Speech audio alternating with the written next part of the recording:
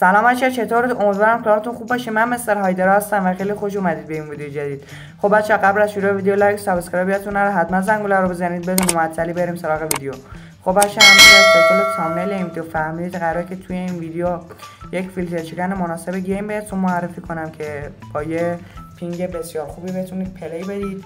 تو این اوضاع کشور بعد از این اتفاقا که افتاد، همه اپراتورها و همه گیم های خارجی فیلتر شد.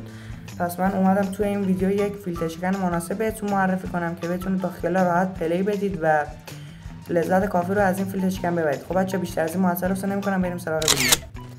خب بچه‌ها، این فیلتر چکنی که می‌بینید بهمون یک پینگ بین 140 تا 180 یا 200 بهمون میده که به نظر من خیلی خوبه. تو این اوضاع حداقل میتونیم یه پلی بریم یا بتونیم حداقل گیم رو باز کنیم. بعد من این فیلتر چکن اسمش فیلتر چکن کراکن هستش که بهتون معرفی میکنم. بعد بهترین فیلتر چکن هم یکیش بنزین وی پی ان هستش و فیلتر چکن کراکن و رادار گیم هم یه شایعات شنیدم که میگن رمز جیمیل رو عوض میکنه و نمیدونم اکا رو میدوزه و یه همچین چیزی. برای همین من 2 تا فیلتر چکن مناسب پیدا کردم که بهتون توی این ویدیو معرفی کنم. همونطور که میبینید خیلی راحت میتونید پلی بدید و بدون لگ میتونید پلی بدید و بعضی وقتا حالا پینگ ثابت نمیمونه، میره برای 194 و 160 و اینا که طبیعیه به نظر من توی این اوضاع. و من این 2 تا فیلتر چکن رو بهتون معرفی میکنم که عکساش هم حتما توی ویدیو میذارم و بتونید قشنگ با خیال راحت پلی بدید. من بهترین فیلتر چکن هایی که پیدا کردم برای گیم اینا بودن و هر فیلتر چکنی که تست کردم بیشتر برای اپراتورهای مثل اینستاگرام، تلگرام یا واتس اپ بود که اونا رو باز میکرد و یا بازش هم که میکردم با این فیلتر چکن فری فایر رو پینگ خوبی بهمون نمیداد. برای همین این 2 تا فیلتر چکن رو پیدا کردم که مناسب همراه اول و رایتل و ایرانسل هم هستش.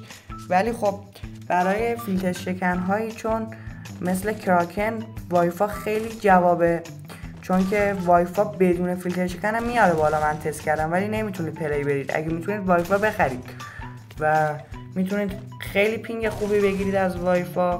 به نظر من وایفا هنوز قشنگ فیلتر نشده ولی خب نمیتونید مثل قبل پلی بدید.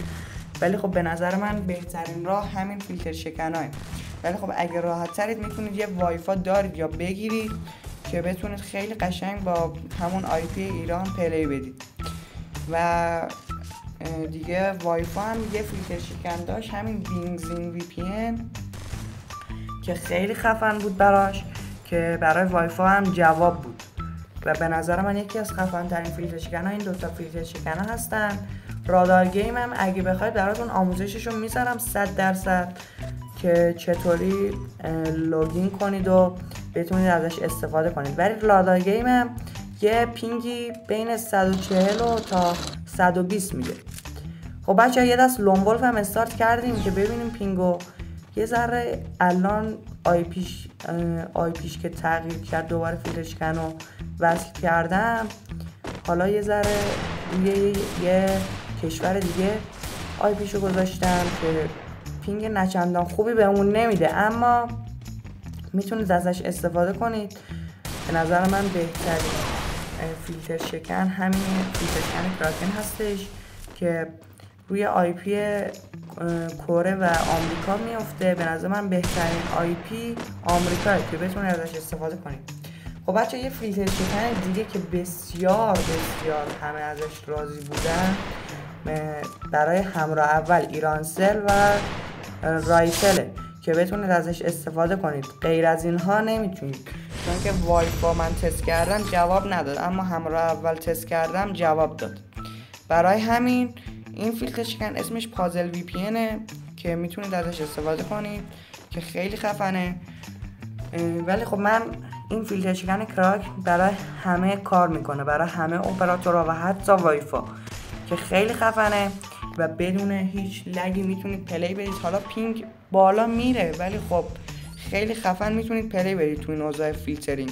بعد از این اتفاقا که نمیخوام بگم برای کشور افتاد، دیگه همه گیم ها و اپراتورها فیلتر شدن و برای رفع فیلتر ما به یک فیلتر شکن خوب نیاز داریم و فیلتر شکن خوبم باید قطعا از فروشگاه پلی دانلود کنیم یا اینکه از خود گوگل.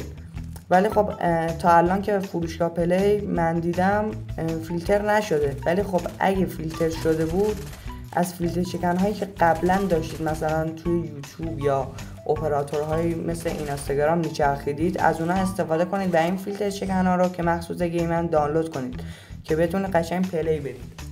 و اینا هم من الان فعلا دارم رو اک فیکم تستش میکنم که ازش مطمئن شم. بعد از اینکه مطمئن شدم حالا بهتون میگم، ولی خب خودتونم تا جایی که میتونید روی اک فیک تست کنید. من از فیلتر شکنم 100% مطمئنم که باشم، تا اینکه نتیجه کامل رو نگیرم نمیتونم بهتون بگم که خیالتون راحت باشه، چون که الان فیلتر شکن ها تو این اوضاع فیلترینگ هم تغییر آی پی میدن و نمیتونید نه چندان پینگ خوبی بگیرید، برای همین روی اگه فیک تستش کنید.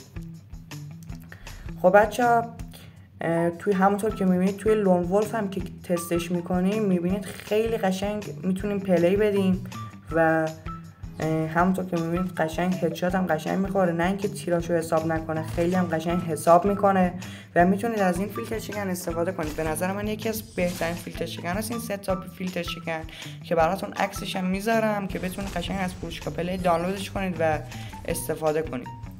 و من تمام فیلتر شکن ها رو که تست کردم هیچ کدومشون بهتر از این سه تا نبودن. خیلی هم پینگ خوبی بهمون میدادن، همین که نت خوبی بهمون اعمال میکردن و اینکه رادار گیم هم که هنوز تست نکردم برای همین کدش برای من نمی اومد، ولی خب از اون وقتی که فهمیدم رمز جیمیل ها رو عوض میکنه اصلا سمتش دیگه نرفتم، برای همین دیگه نتونستم براتون آموزشی رو بذارم. اگه خواستید براتون بعدا میذارم.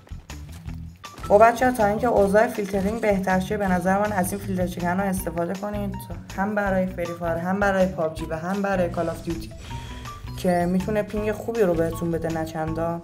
همونطور که میبینید با پینگ 150 و 200 میشه پلی داد، نه خفن، ولی خب حداقل میتونیم یه پلی بدیم که بتونیم بازی کنیم. و اینکه شما تا اینکه میتونید از این فیلتر شکن ها روی اک فیکتون استفاده کنید تا نتیجه کامل رو بگیرید و بعد از اینکه نتیجه رو گرفتید اون وقت میتونید روی اک اصلی خودتون به کار ببرید. خب بچه‌ها مرسی تا آخر ویدیو همراهم بودید. لایک و ساب یادتون نره، حتما زنگوله رو بزنید. خیلی هوا خودتون داشته باشید تو این اوضاع. تا ویدیو بعدی خدا یار و نگهدارتون.